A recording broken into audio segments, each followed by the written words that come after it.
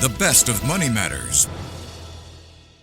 Market View on Money FM 89.3. That's right, you're tuning in to Money FM 89.3. Time now for Market View with me, Chua Tian Tian, where we take you through how the Singapore stock market closed for the day, the biggest movers, sectors, and of course the companies to watch. But as always, a quick recap of some key movements. While Singapore shares rose today, even as Asian markets traded mixed and ended mostly lower. So the Straits Times Index was up 0.23% at 4,129 points at about 1:08 p.m. Singapore time, and that is with a value turnover of some 700 million Sing dollars seen in the broader market. Now, off to the closing numbers, the STI ended in the green as well, up 0.3% at 4,132 points. And in terms of value turnover, we're looking at 1.31 billion Sing dollars. Gainers outnumbered losers, 384 versus 178. Top advances for today, we've got for you GMH USD, Jardine Cycle and Carriage, and ASUS. And top decliners we have here CMS, New Incorporation USD, and Penguin International. Well, in terms of counters to watch for today, we have SIA because the group's operating results released yesterday showed the national carrier and its low-cost armed Scoot reported a 4.5% year-on-year increase in passenger traffic in June. Now, elsewhere, from a trade deal reached between Indonesia and the US to Nvidia CEO Jensen Huang calling China's open-source AI a catalyst for global progress as he addressed an expo in Beijing. We've got more international and corporate headlines in focus. And joining me on the line today is Too Jun Cheong, Dealing Manager from Moomoo Singapore. Jun Cheong, welcome. Hello, Tian Tian. Thanks for having me. Great to have you join us. And let's start with global markets this time around, Jun Cheong. U.S. President Donald Trump said the U.S. would impose a 19% tariff on goods from Indonesia under a new agreement with a Southeast Asian country. Now, he also said more deals were in the works. So what do you make of the latest move by Indonesia? What does this mean for other Southeast Asian countries?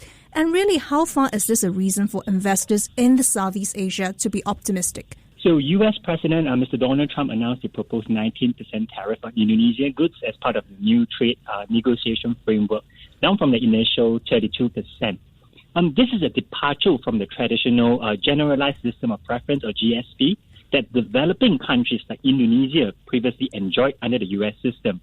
Now, what's interesting here is not just about tariff itself, but the geopolitical messaging. So Trump's statement has become part of a broader push to assert U.S. leverage in global trade. Indonesia, which is Southeast Asia's largest economy and a key manufacturing hub, is currently caught in the middle. But this can also be an opportunity because it could push Indonesia and its neighbors, Malaysia, Vietnam, Thailand, to further deepen trade integration via platforms like the Regional Comprehensive Economic Partnership. It may even fast-track interest in closer EU-ASEAN ties, especially since EU views ASEAN as the counterbalance to China. At the same time, it can also further improve China-ASEAN ties with further improvement to the ASEAN-China free trade area. So from an investment angle, of course, this disruption highlights the need to diversify supply chains away from a heavy U.S. or even a China dependency. There's a medium-term bullish case for Southeast Asia, especially for sectors like your logistics, infrastructure, and even manufacturing. So investors are taking this as a sign that ASEAN's strategic relevance is only growing. Okay. Now, going back to the Singapore stock market as usual, Jun Cheong, how did the STI fare today? And any surprises if we look at the biggest movers and also the sectors that they lie in?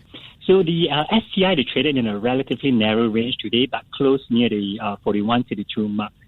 This reflects a cautious optimism in the market. We do see a lot of mixed movement in the Asian markets. For Singapore itself, sectors were mixed today, with several REITs trading in the green while some of them closed in the red. The trio of local banks did not perform as well as the other constituent in STI, even though there was the possibility of improving net margin interest as the U.S. federal rate cuts are priced in slower than expected. So the biggest gainers for today is, of course, City Development, while Capital Land Integrated Commercial Trust fell one of the most in today's trading session, likely facing pressure from the bond yield market. But the real surprise came from industrial and transport space, sectors that are quietly benefiting from regional reopening and shipping recovery. So while there's no single dominant team today, there's a rotation happening under the surface. and investors are increasingly looking at value plays with predictable cash flows and strong dividends. Okay, and zooming in on some of the counters to watch, we will talk about CDL in just a bit, but let's set our sights on SIA, Singapore Airlines, because the group's operating results released yesterday showed the national carrier as well as its low-cost arm Scoot reported 4.5% year-on-year increase in passenger traffic in June. Now, how far are the latest numbers within your expectations? How have investors reacted to them? So June has always been a period where many in Singapore, we do our travel due to the school holiday. And SIA Group's June data showed that 4.5% year-on-year rise in passenger traffic. It's actually very solid when you do consider that in June 2024, it has already seen the high, strong travel demand post-COVID. So Scoot, on the other hand, their low-cost arm, has been growing faster thanks to the aggressive route expansion into India, into North Asia, and even to some of the second-tier Chinese cities. So forward bookings has also been healthy for both the premium and budget segments. This report supports SIA's strategy to boost capacity while maintaining yield, and investors reacted favorably. So SIA closed slightly around 0.54% higher, showing confidence that the Q2 earnings might show a lot of surprise to the upside. I see. And now going to CDL, Jun Cheong, the property conglomerate City Developments Limited. It announced yesterday of the retirement of Philip Yew, who backed Executive Chairman Kwek Ling Beng's bitter boardroom battle with his son, CEO Sherman Kwek, earlier this year. Any thoughts on the news, and how far did the news trigger movements in CDL's shares today? So CDL has quite a boardroom saga this year with the public disagreement between Chairman Kwek Ling Beng and his son, CEO Sherman. Of course, Mr. Philip Yew, a very respected and vocal board member, he did back the elder Kwek during the tussle. So his retirement now marks an end of an era and could signal potentially the beginning of more internal consolidation within the CDL leadership. So some investors previously, they were worried about governance risks earlier when the tussle happened. So whether this dispute will distract them from execution, especially for overseas ventures. However, investors today, we did see that CDL share price closed over 6% and also led the charge in the STI, suggesting that the market actually sees this as a positive sign for the company moving forward. But longer term, investors may want to monitor the board reshuffles and whether the strategic direction, including a lot of their overseas property diversification, will continue to stay intact. Okay, now if you're just tuning in, we're now in conversation with Too Jun Cheong, dealing manager from Moomoo Singapore. Well, Jun Cheong, across the region, we must talk about tech firms, because tech firms led another rally in Hong Kong today after US Titan, chip titan Nvidia said it would resume exports of key chips to China after Washington pledged to remove licensing curbs. What should we know about the rally in Hong Kong today, and how long can that positivity last? So the Hang Seng Tech Index rallied sharply during the opening, driven by gains in companies like your Alibaba, Tencent, Baidu, to over 1.8% before trading closer in the rate at about 0.24%. Also, of course, a lot of this came on the back of Nvidia confirming that it will resume certain GPU exports to China after the U.S. Commerce Department hinted that it will ease a lot of this licensing requirements. It is a big relief for the sector. So these chips are essential for China's LLM models and data center infrastructure. So the rally today reflects a short-term optimism that some of the harshest U.S. tech tension could be easing or at least pause for a moment. That said, I'll caution a lot of investors against assuming that this will be a sustained bull run, because this comes especially as Mr. Donald Trump may throw a curveball at investors in regards to Nvidia's plan.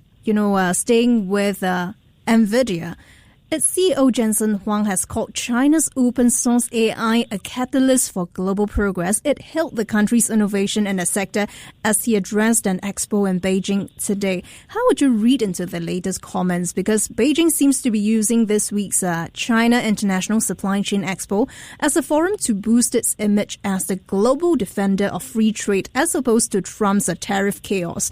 Any thoughts on that? So Mr. Jensen Huang's comments in Beijing calling China's open source AI a catalyst for global progress are as political as they are strategic. Yeah. So Nvidia is walking a fine line. The U.S. government sees China as a competitor in AI, but Nvidia, they do see China as a major customer.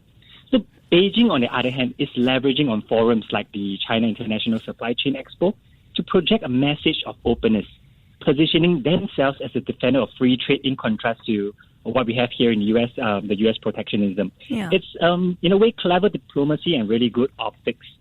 So for investors, the takeaway is that China's AI push, of course, we do have DeepSeek or a lot of these open source models like IntelLM, SenseNova, Wudao, they're accelerating. This could mean more homegrown chip development and software innovation. And this could really benefit a lot of local players like Inspur, your Huawei, your iFlyTech. So we're moving forward to a more fragmented tech world where where Nvidia, while they're really dominant, has to play nice with both the East and the West. And investors should stay updated on regulatory changes and also recognize the potential of China AI ecosystem. And speaking of the US, we've got US PPI numbers due for June tonight. What are you expecting given the CPI readings that were out last night? So, of course, after the yesterday core CPI data that came in 2.7% year on year, which was a little bit above the forecasted rate, the bond markets, of course, they reacted immediately. So those who were trading the bond markets at about 8:30 last night, you have seen the huge movements. For today, of course, market consensus is forecasting that the year-on-year core PPI to be at 2.7%, with the previous report at 3%. This would align with, a cooling pipeline for inflation. However, if we do get a surprise to the upside, say 0.1% or perhaps even higher, we could see further volatility in the bond markets. So as of right now, the market is actually pricing about a 50% chance for the first rate cut in September. A hot PPI reading later on, however, could push this timeline to probably November or even December. So this data release matters to not just economists, but for any investors in equity, bond, and even currency investors as well. I see lots to watch indeed. Thanks so much for the insights, Jun Cheong. That was Too Jun Cheong, dealing manager from Moomoo Singapore. Thank you so much for joining us on Money FM 89.3. Before acting on the information on Money FM, please consider if it's suitable for your own investment objectives, financial situation, and risk tolerance.